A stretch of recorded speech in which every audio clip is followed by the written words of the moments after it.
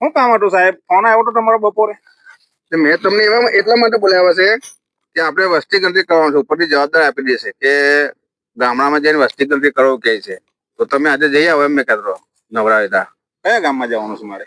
આપણે અહીં નજીક વાળું ગામ નસવાડી ગામ ધામેશ્વર જઈ આવજો ને. સારું ચાલો ને, જઈ આવું છું. ચાલો તો તમે જઈ આવો, મેં બીજું કામ પટાવી દે, બરાબર ને? સારું, ફોન કરજો મને બપોરે. હો પ્રજ્ઞા ઘરમાં છે કે નહીં કોઈ?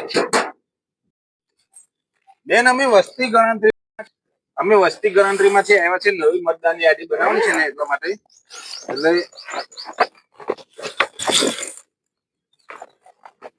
અમે વસ્તી ગણતરીમાંથી આવ્યા છે બેન. હા બોલો. તમારું નામ કામિની બેન? હા. અને તમારું મનીષા બેન? હા. બરાબર. છોકરા કેટલા છે તમારે?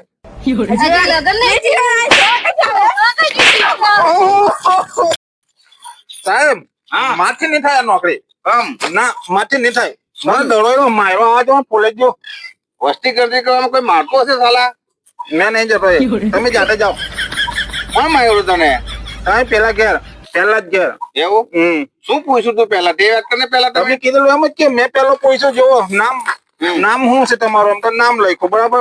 પછી પૂછ્યું તમારો છોકરા છે એમ તો ડાયરેક્ટ મારવા જ માંડ્યા મને. એટલે મેં પછી ના આવ્યો. તમે જાતે જાઓ, મેં નહીં જવાનું. અલા ભાઈ, છોકરા છે એમ નહીં પૂછો. પેલો લગ્ન થઈ ગયા તમારે એવું પૂછવાનું, પછી છોકરા આવે ને યાર.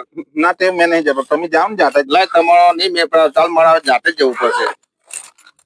મેં બીજા ગામ જવાનું થાય જા. ના, મેં આ કામ મેં પટાવ્યું પછી તો થજી જો, બરાબર ને? કઈ ગયા? વસ્તી ગણતરી માંથી આવ્યો છે મેં. મારું નામ લખડીબેન. હા, છોકરા છે? કેટલા છે? 2 છોકરા છે. 2 છોકરા છે. હા, લગ્ન થઈ ગયા? હા, લગન જેવા પણ 2 છોકરા હો ગયો.